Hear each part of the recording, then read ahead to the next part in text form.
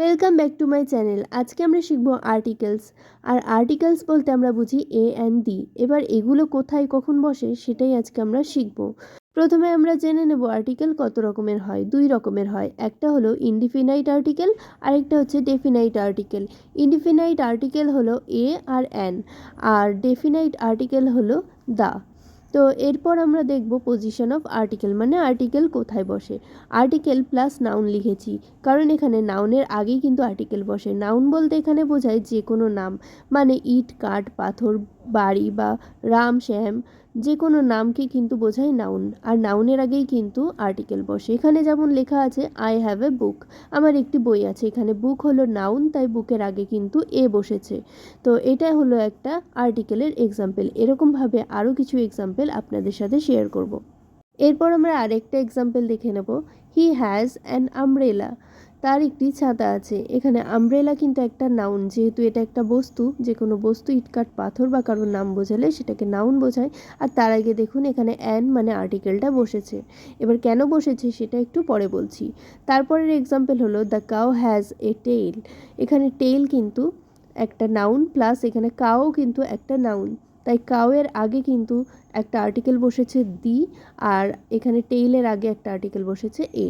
এবার আমরা দেখব ভাওয়েল আর কনসোনেন্ট কোনগুলো। ভাওয়েল হলো A, E, I, O, U. আর কনসোনেন্ট হলো এই এ, ই, আই, ও, ইউ বাদ দিয়ে যতগুলো লেটার আছে ইংরেজি শব্দের, সবগুলোই হলো কিন্তু কনসোনেন্ট। তো ভাওয়েলের আগে কিন্তু সবসময় অ্যান বসে, আর কনসোনেন্টের আগে কিন্তু সবসময় এ বসে। এবার আমরা কিছু এক্সাম্পল সলভ করব। এখানে আছে it is dash soft toy. এখানে সফট টয় একটা নাউন, আর এস দিয়ে শুরু হচ্ছে নাউনটা, তাই এখানে এ বসবে। আর সবসময় খেয়াল রাখতে হবে নাউনটা ভাওয়েল দিয়ে শুরু হচ্ছে নাকি কনসোনেন্ট দিয়ে শুরু হচ্ছে। ভাওয়েল দিয়ে শুরু হলে অ্যান বসবে, আর কনসোনেন্ট দিয়ে শুরু হলে এ বসবে। এর পরের এক্সাম্পল হলো দিস ইজ ড্যাশ ইউনিভার্সিটি।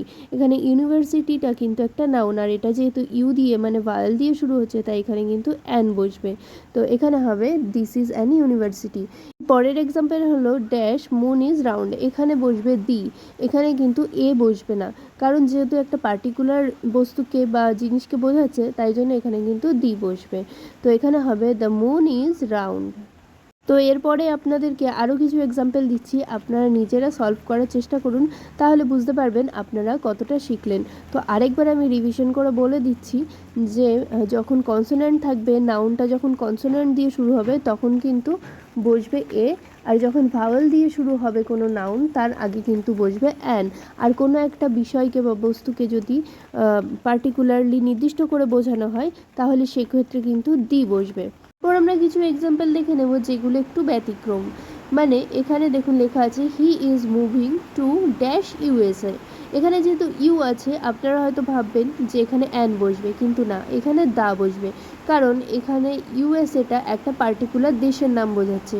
মানে এখানে পৃথিবীতে যেগুলো একটাই বস্তু আছে সেগুলোকে অথবা নির্দিষ্ট করে বোঝানো হচ্ছে এমন বস্তুর আগে কিন্তু দি বসবে। দ্বিতীয়টি হলো he is dash honest man. এখানে এইচ হিসেবে আপনারা হয়তো এ ভাববেন, কিন্তু এখানে কিন্তু অ্যান বসবে, কারণ এখানে ও উচ্চারণ হচ্ছে, মানে ভাওয়েল উচ্চারণ হচ্ছে। তো বাকি আপনাদেরকে আমি 6টা এক্সাম্পল এখানে দিয়ে দিচ্ছি, এগুলো আপনারা অবশ্যই সলভ করে কমেন্ট বক্সে কমেন্ট করে জানাবেন। যার উত্তর ঠিক হবে তার কমেন্টের অবশ্যই আমি রিপ্লাই করব, আর অবশ্যই রিয়্যাক্ট করে জানিয়ে দেবো যে তার উত্তরটা ঠিক হয়েছে। আজকের ভিডিওটা ভালো লাগলে একটা লাইক করে দেবেন, আর এরকম সহজ পদ্ধতিতে ইংরেজি শিখতে চাইলে অবশ্যই যারা নতুন আছেন আমার চ্যানেলটিকে সাবস্ক্রাইব করে পাশে থাকা বেল আইকনটা অল করে দেবেন, তাহলে পরবর্তী ভিডিওর নোটিফিকেশন আপনাদের কাছে সহজেই পৌঁছে যাবে।